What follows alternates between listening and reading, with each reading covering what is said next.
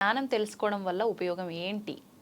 ఒక మనిషి జ్ఞానం తెలుసుకోవడం వల్ల ఇప్పుడు ఒక మనిషి జన్మ తీసుకున్నారు, ఒక శిశువు పుట్టింది, తర్వాత రొటీన్ అంతా అందరికీ జరిగినట్టుగానే జరుగుతుంది. పుట్టుక, మరణము, మధ్యలో ఆ జీవితము, ఎదగడము, డౌన్ అయిపోవడము, కష్టాలు, సుఖాలు ఇవన్నీ కామన్. ఈ జ్ఞానాన్ని నేను తెలుసుకోవడం వల్ల నాకు ఇంకా తేడా ఏం జరుగుతుంది నా లైఫ్లో? అంటే అమ్మ, మంచి ప్రశ్న అడిగారు. ఇప్పుడు ఏమిటంటే జ్ఞానం తెలుసుకోవటం అంటే, జ్ఞానము అంటే ఒక విషయం, అసలు జ్ఞానము అంటే ఏమిటనేది ఒకటి ఉంటుంది కదా. ఏది తెలుసుకుంటే ఇంకా ఏది తెలుసుకోవాల్సిన అవసరం లేదో అదే జ్ఞానం. ఏది మనం తెలుసుకుంటే ఇంకా ఏది తెలుసుకోవాల్సిన అవసరం ఉండదో ఆ తెలుసుకునేదే జ్ఞానం అంటారు. ఉంటుంది. కనుకనే ఇప్పుడు భార్య ఒక భ్రమ, పిల్లలు ఒక భ్రమ, ఆస్తిపాస్తులు ఒక భ్రమ, స్నేహితులు ఒక భ్రమ, బంధుమిత్రులు ఒక భ్రమ. మరి నీ భ్రమ అనుకుంటూ పోతే మరి భ్రమ కానిది ఏముంది అంటే, శంకరాచార్యులు వారు అంటారు, అసలు నువ్వే ఒక భ్రమ అంటారు ఆయన. అసలు నీకు నువ్వే ఒక భ్రమ అంటారు. ఈ భ్రమలన్నీ తొలగించుకుని పోతే సత్యం బోధపడుతుంది, జ్ఞానం బోధపడుతుంది. ఆ జ్ఞాన స్వరూపమే సాక్షాత్తు పరమాత్మ. ఆ పరమాత్మను సాధించుకోవటం కోసమే ఇవన్నీ అన్నమాట. ఇప్పుడు మనలో ఉన్న ఈ ఆత్మ ఏదైతే ఉందో అదే భగవత్ స్వరూపం.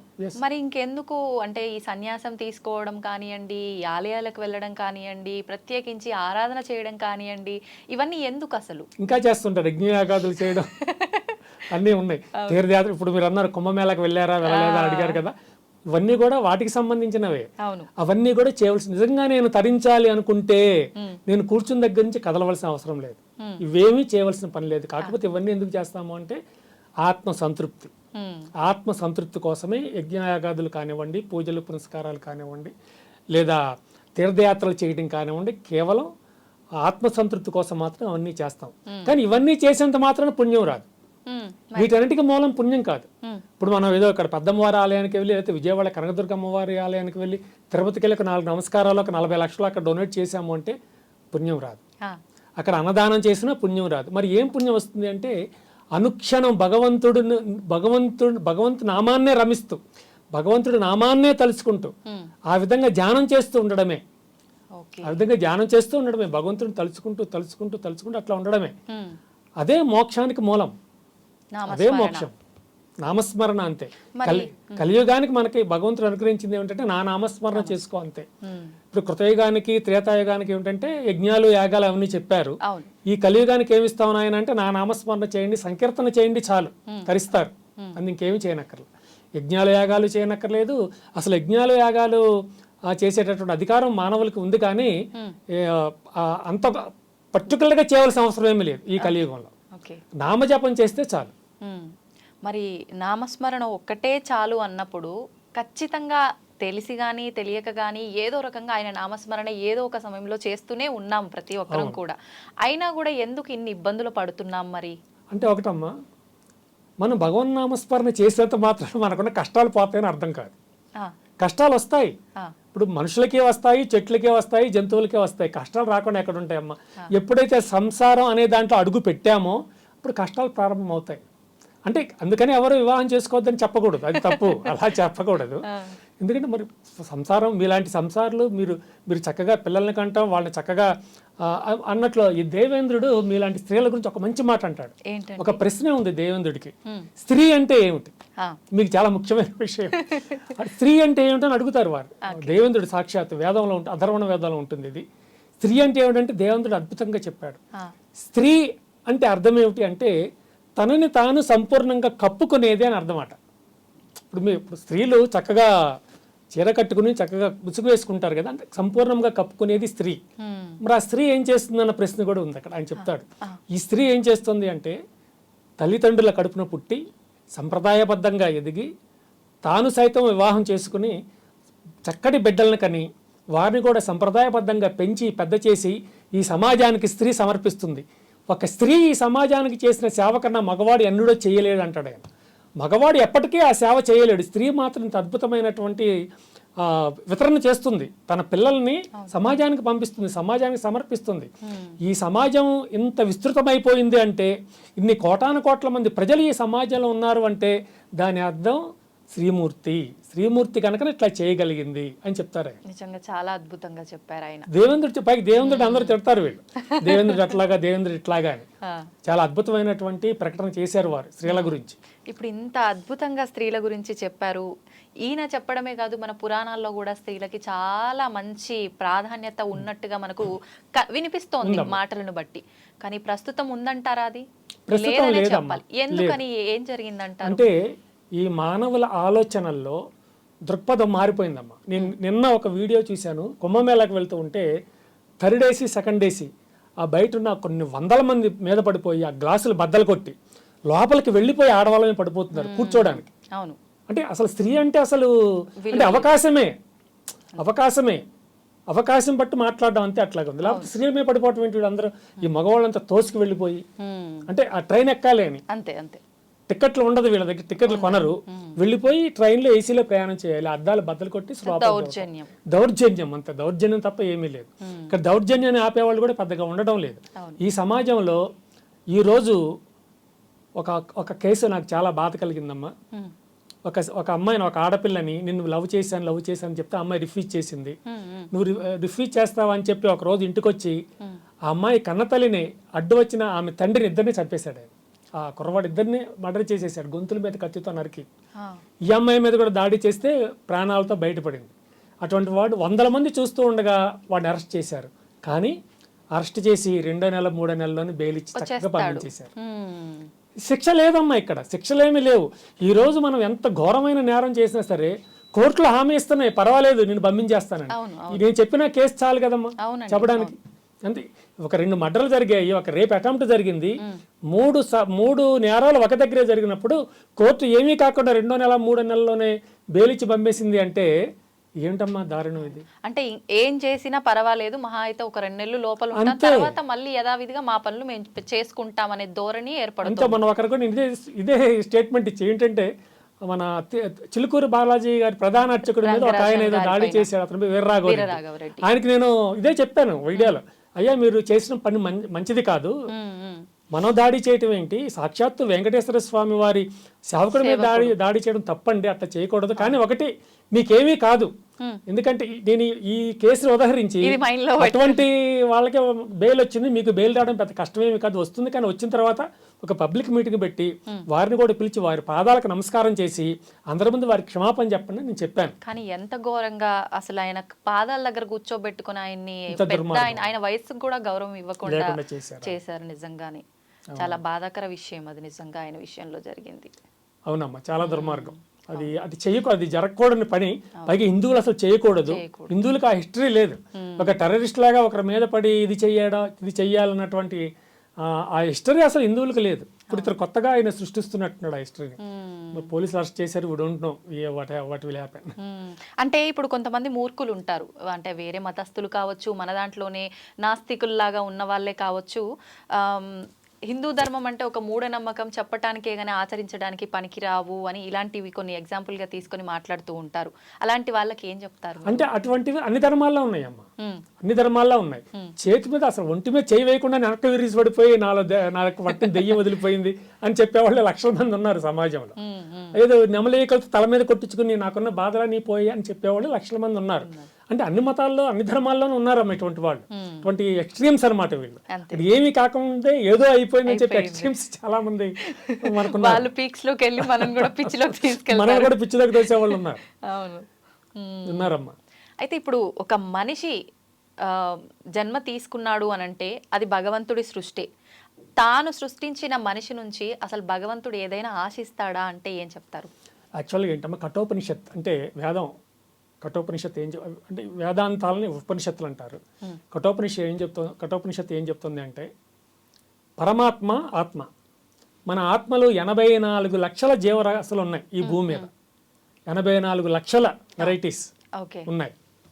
పరమాత్మ ఆయన ఒకటే. పరమాత్మ అంటే వేరే ధర్మాలు మతాల వారు ఏం చెప్తారు అంటే పరమాత్మ అంటే భగవంతుడు ముందు ఉద్భవించేసి మిగిలిన జీవరాశిని భగవంతుడే సృష్టించాడని చెప్తారు. కానీ వేదం అది చెప్పడం లేదమ్మా. వేదం మూలం మనకి. వేదం ఏం చెప్తుంది అంటే భగవంతుడితో పాటే ఈ జీవులు ఉద్భవించే 84 లక్షల జీవరాశులు కూడా భగవంతుడితో పాటు లైక్ బ్రదర్స్ ఓకే. అలా ఉద్భవించాయని చెప్తున్నారే తప్ప భగవంతుడు సృష్టించాడని చెప్పట్లేదు. ఎక్కడ భగవంతుడు సృష్టించట్లేదు మనల్ని. మరి వాస్తవం ఏంటి? వాస్తవం చెప్తాను. భగవంతుడు సృష్టించాడంటే ఇది విషయం ఎట్లా అంటే, ఇప్పుడు సూర్యుడు అన్నది పరమాత్మ అయితే సూర్యుడు చుట్టూ వచ్చేటటువంటి కిరణాలు మనం జీవాత్మని చెప్పాలి. అవును. అట్లాగని మన వేదం అది చెప్తోంది. అది నిజం కూడా. అందుకని ఇప్పుడు ఒక మనిషి మరణించిన తర్వాత అక్కడతో అతని జీవితం అయిపోతుంది, మరొక జీవితం ప్రారంభమవుతుంది. మరణాంతర జీవితం కూడా ఉంటుంది.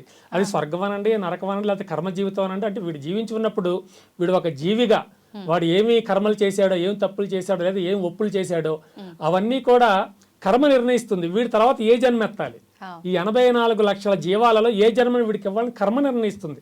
భగవంతుడు కూడా సంబంధం లేదమ్మా. చాలా మా కర్మ కొద్దీ మాకు ఈ జన్మ ఇచ్చాడు, ఇలా బతుకుతున్నాను. దేవుడికి సంబంధం లేదు అసలు శివుడాజ్ఞ లేనిది చీమ కుట్టదు అంటారు కదా. అవన్నీ తర్వాత విషయాలు, అవన్నీ తర్వాత వచ్చిన మాటలు అవన్నీ. కానీ మన కర్మే మన జీవితాన్ని, అంటే తీసుకోవాల్సినటువంటి జీవితం ఏదో కర్మ నిర్ణయిస్తుంది. భగవంతుడికి అసలు సంబంధమే లేదు. నీవు చేసిన కర్మే ఓ నీరజాక్ష అన్నట్లుగా మనం ఏం తప్పులు చేశామో లేదా ఏం ఒప్పులు చేశామో తర్వాత మనం స్వీకరించవలసిన జన్మ ఆ కర్మే నిర్ణయిస్తుంది. కర్మే నిర్ణయిస్తుంది తప్ప భగవంతుడు ఏం నిర్ణయించాడు. నువ్వు చచ్చిన తర్వాత స్వర్గానికి వెళ్తావు, నువ్వు చచ్చిన తర్వాత నరకానికి వెళ్తావు. నరకము స్వర్గం లేవమ్మా. ఎక్కడ ఏదో స్వర్గం అక్కడ ఏదో రంబలో ఓర్వశలో ఏదో వాళ్ళు ఏదో డాన్సింగ్ స్టార్స్ ఏదో ఉన్నట్టు ఏదో చెప్తారు. అవన్నీ పిచ్చి మాటలమ్మా. ఎక్కడా లేవు. నరకం కూడా లేదు. నిన్నేదో నూనెలో వేసి తగలబెట్టేస్తారు, కాల్ చేస్తారు, నీళ్ళు వేస్తారు, నూనె వేసేస్తారు, నిప్పులు పెట్టేస్తారు, ఇనుప స్తంభాలని. అవన్నీ ఎక్కడ లేవమ్మా.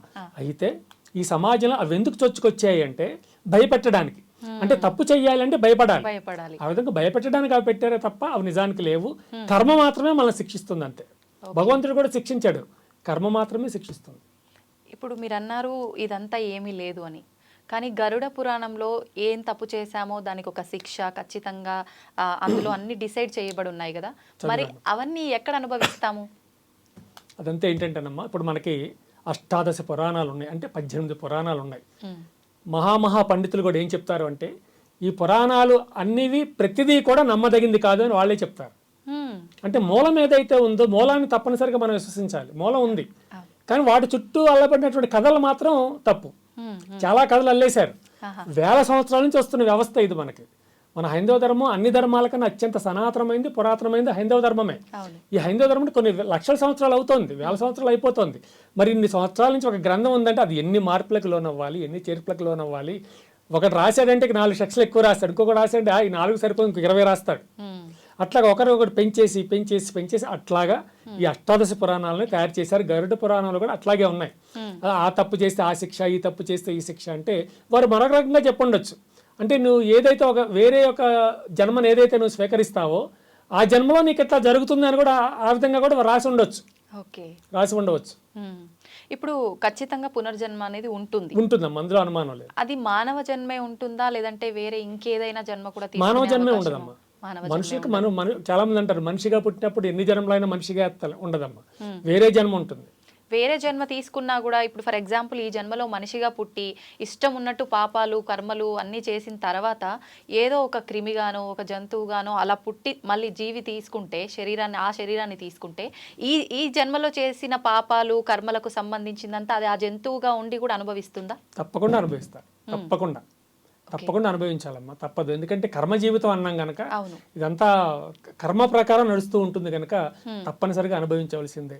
ఇప్పుడు ఆ మధ్య ఒక ఏదో సమ్ ఛానల్ ఏదో నేషనల్ జియోగ్రఫీ చూస్తుంటే ఒక సింహం చూస్తూ ఉండగా చెట్టు మీద ఎగిరేటటువంటి ఒక కోతి నీళ్ళలో పడిపోయింది. ఇది వెళ్ళి కోతిని తినేయచ్చు కానీ తినలేదు. జాగ్రత్తగా వెళ్ళి దాన్ని జాగ్రత్తగా పట్టి ఒడ్డును పెట్టేసింది. కానీ దాని తత్వం అది కాదు కదా. తత్వం అది తినాలి, చంపేయాలి, కనీసం దాన్ని గాయపరచాలి. పక్కన ఒడ్డును పెట్టిన దాని అర్థం ఏంటి అంటే నెక్స్ట్ జన్మ ఇదే జన్మ ఎత్తుంది, మంచి జన్మే తీసుకుంటుంది కదా. ఒక మానవ జన్మే స్వీకరిస్తుంది, లేదా ఒక గోవు జన్మను స్వీకరిస్తుంది, ఒక మంచి ఉత్తమ జన్మను స్వీకరిస్తుంది. అట్లా కూడా జరుగుతాయి. అటువంటిది కూడా ఇంకొకటి ఏదో చూశాను, ఒక సెల్ లోపలికి ఒక సింహం తిరుగుతుంటే ఒక అబ్బాయి ఆ లోపల కటకటాల లోపల గ్రిల్ లోపలికి చేపెట్టి ఫోన్తో దాని ఫుడ్ తీస్తున్నాడు, అడుగులు తీస్తున్నాడు. వెంటనే సింహం దగ్గరికి వచ్చి తన చేత్తో ఆ సెల్ ఫోన్ ఆ చేతిని బయటికి తోసేసింది. నోటితో కొరికి పట్టుకోవచ్చుగా, కొరకలా బయటికి నెట్టేసింది. ఇట్లా పెట్టి తన కాలుతో బయటకు నెట్టేసింది ఆ చేతిని, ఆ ఫోన్ని చేతిని బయటకు నెట్టేసింది. అంటే అది నెక్స్ట్ ఏ జన్మ తీసుకుంటుంది, దానికి ఎందుకు ఆ బుద్ధి వచ్చింది? జన్మ తీసుకుంటుంది. ఉత్తమ జన్మ వస్తుంది, అటువంటి వాడికి ఉత్తమ జన్మ వస్తుంది. అంటే ఇప్పుడు మనిషిగా ఉన్నప్పుడు కూడా మూర్ఖంగా ఉండి కాస్త మారి కాస్త తర్వాత ఉత్తమ జన్మ తీసుకొని ఆ తర్వాత ఇంకోటి అలా అలా ఉంటుందా? అలా కూడా ఉండొచ్చు అమ్మ.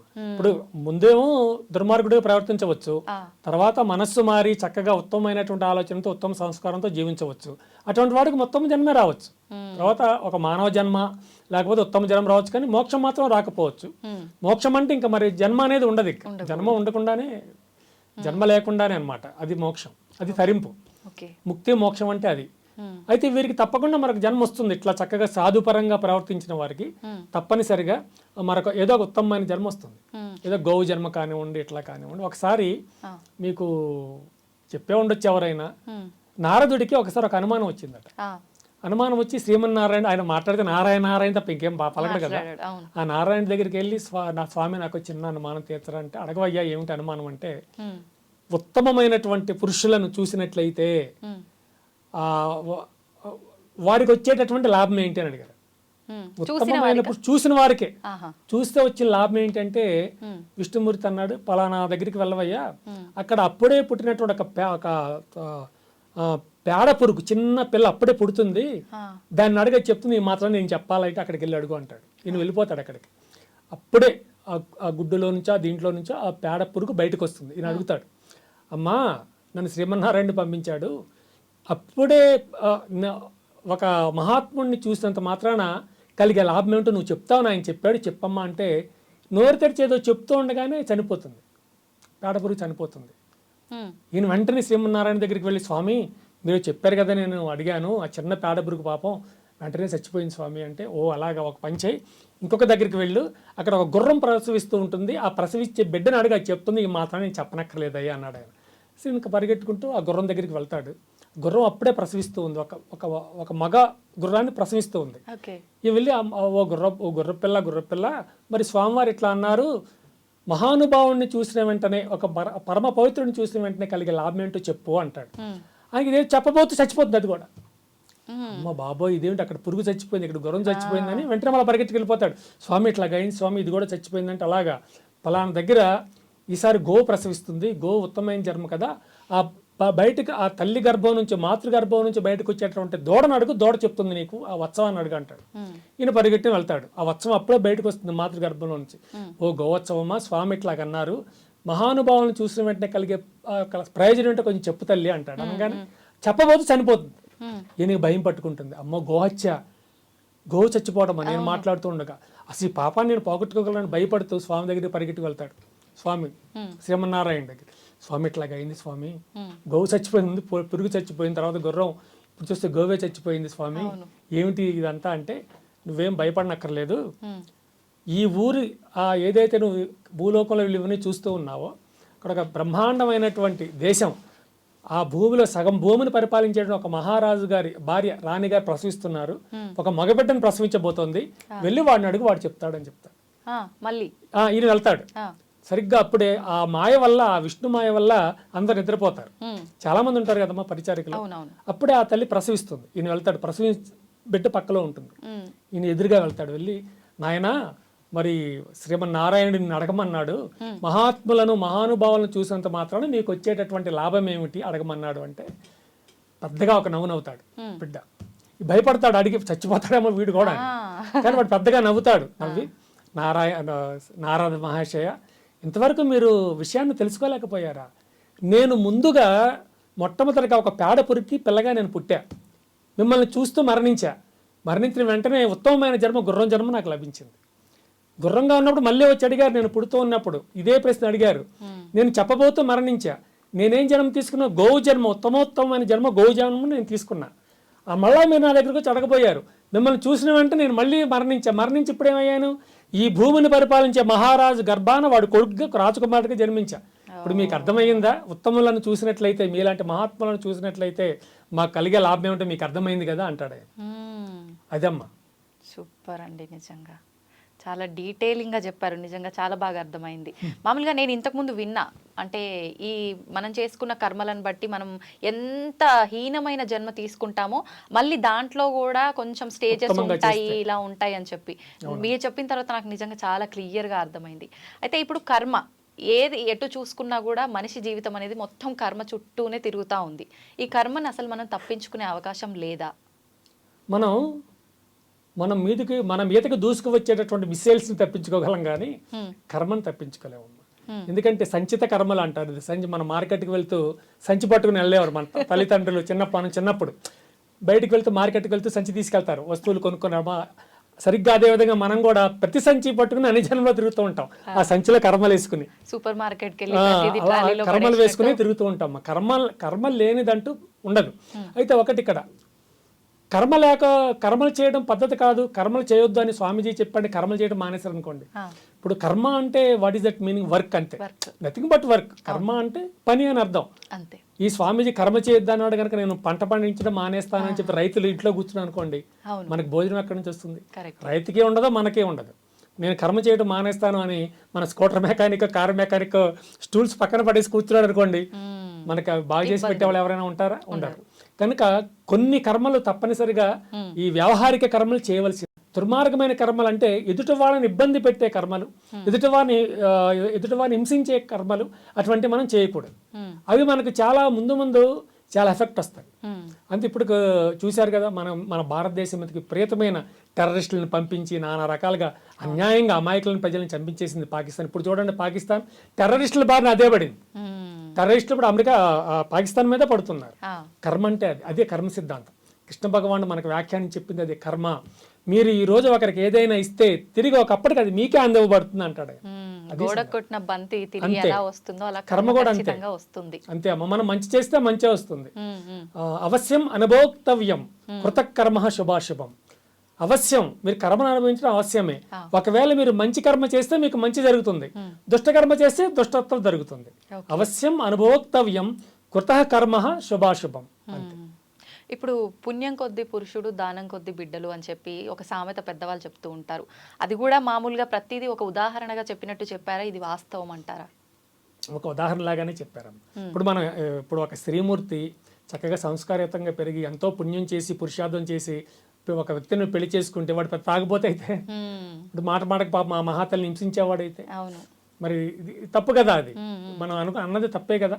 అది మనం మంచి పనులు చేయడానికి, పిల్లల్ని చక్కగా దాన ధర్మాలు చేసేలాగా, త్యాగం చేసేలాగా, ఈ భారతదేశంలో ఉన్నటువంటి ఈ హైందవ ధర్మానికి మూలం ఏంటంటే త్యాగమేనమ్మా మూలం. అందుకనే ఎవరెవరు ఈ భారతదేశం వచ్చినా అందరికీ మనం చోటిచ్చాం, ప్రతి వారికి అవకాశం ఇచ్చాం. ఉండండి అని మనం ఇచ్చిన అవకాశాలు వాళ్ళు ఏం చేస్తున్నారు? కొందరు దుర్వినియోగపరుచుకుంటున్నారు, కొందరు సద్వినియోగపరుచుకుని ఉన్నా కొందరు మాత్రం దుర్వినియోగపరుచుకుంటున్నారు. మరి ఈ సమాజంలో ఇన్ని గొడవలు అవుతున్నాయి, ఇంత అస్తవ్యస్తంగా ఉంది, ఇన్ని సమస్యలు ఉన్నాయి అంటే కారణం అదే కదమ్మా.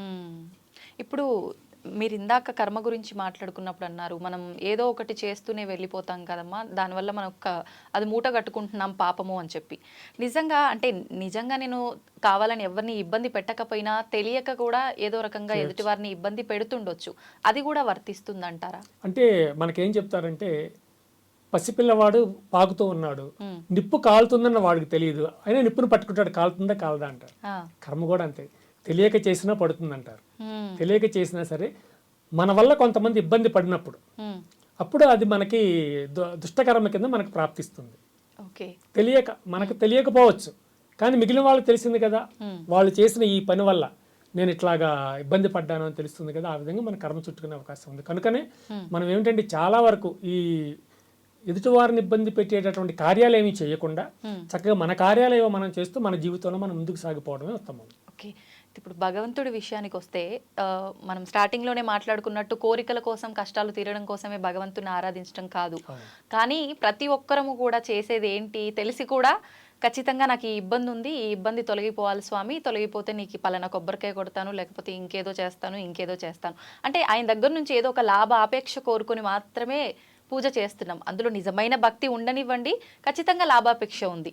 దాని గురించి ఏం చెప్తారు? లాభాపేక్షతో మనం ఏమి చేయకూడదమ్మా. భగవంతుడికి సంబంధించింది, భగవంతుడికి సంబంధించిన ఏ కార్యం చేయాలన్నా నిష్కామ క్రియతోనే చెయ్యాలి. అంటే లోపల ఏ కోరిక లేకుండానే మనం చెయ్యాలి. ఉమ్, తిరుపతి వెళ్ళినా, శ్రీశైలం వెళ్ళినా, ఎక్కడికి వెళ్ళినా సరే మన మనసులో ఏ విధమైన కోరిక ఉండకూడదు. కానీ మనలో దానగుణం అనేది ఉండాలి. ఉమ్, అంటే ఎదుటి వాళ్ళకి మనం ఏమైనా ఇవ్వగలగాలి, అంటే పేదలకు ఏమైనా మనం ఇవ్వగలగాలి. ఉమ్, తర్వాత మన మనసులో అన్ని కోరికలు పెట్టేసుకుని నా కోరికలు అవి తీరాలి, కొన్ని తీరవచ్చు, కొన్ని తీరవచ్చు, ప్రతిదీ తీరాలనేమి ఉండదు అక్కడ. ఉమ్, కొన్ని తీరితే తీరవచ్చు అంతే. ఉమ్. అంటే ఖచ్చితంగా కొన్ని తీరుతున్నాయంటే భగవంతుడు కోరికలు తీరుస్తున్నాడు అని అంటే నేను కోరుకోవడం కరెక్టే అన్న కోరుకోవచ్చు, ఇబ్బంది ఏం లేదు, తప్పేం కాదమ్మా. కోరుకోవటం దుష్టకర్మ కింద ఏం రాదు, చక్కగా కోరుకోవచ్చు. కోరుకోవచ్చు. అంటే మనం కోరుకునేది న్యాయ మార్గంలో ఉండాలి, ధర్మంగా కోరుకోవాలి. నా బిడ్డలు చక్కగా చదువుకోవాలి, ఆ, నా బిడ్డలు సంస్కారయుతంగా ఎదగాలి, మంచి బుద్ధులతో ఉండాలి కోరుకోవాలి. కానీ నా బిడ్డలు అట్లా ఎదిగినా పర్వాలేదు, రేపు మా అమెరికా వెళ్ళి నెలకు ఒక 20-30 లక్షల జీతం తెచ్చి ఇవ్వాలని కోరుకోకూడదు కదా. అవును అవును. నా బిడ్డలు ఉత్తమమైన సంస్కారంతో చక్కగా ఎదగాలని కోరుకోవడం మంచి విషయమే, ఉమ్, ఉమ్, భగవంతుడు కూడా ఆనందించే విషయమే అది. ఉమ్. నిజంగా భగవంతుడి విషయంలో భక్తి అనేది నిష్కల్మషంగా ఉండాలి, కోరిక ఏది లేకుండా. ఎలా అది? అంటే ధ్యానం అని చెప్పాను కదమ్మా, ధ్యానమే. ఇప్పుడు చూడండి, ఉమ్, ఇప్పుడు ఈ మనం యజ్ఞయాగాదులు చేస్తాము, యజ్ఞయాగాదుల వల్ల అన్నీ తీరతాయంటే తీరం. ఉమ్, కారణం ఏమిటంటే యజ్ఞయాగాదులు చేయడం ఏమిటంటే కొన్ని కోరికలు పెట్టుకునే చేస్తారు. ఉమ్, నేను అత్యంత నాకు పలానా జబ్బు ఉంది, ఆ జబ్బు పోవాలి, నా ఇంట్లో ఈ సమస్యలు ఉన్నాయి, సమస్యలు పోవాలి, నా భార్యకి ఈ సమస్య ఆరోగ్య సమస్యలు అన్నీ పోవాలి, ఇవన్నీ లేకపోతే నేను బాగా ధనం సంపాదించాలి, వీటన్నిటిని దృష్టిలో పెట్టుకుని యజ్ఞాల యాగాదులు చాలామంది చేస్తారు. ఆయనంత మాత్రాన వాళ్ళకేం కోరికలు తీరుతాయని మనం చెప్పలేము, ఉమ్, తీరవు కూడా. ఆ, ప్రతిదీ కోరిక తీరుతుందని కూడా చెప్పలేము, తీరదు.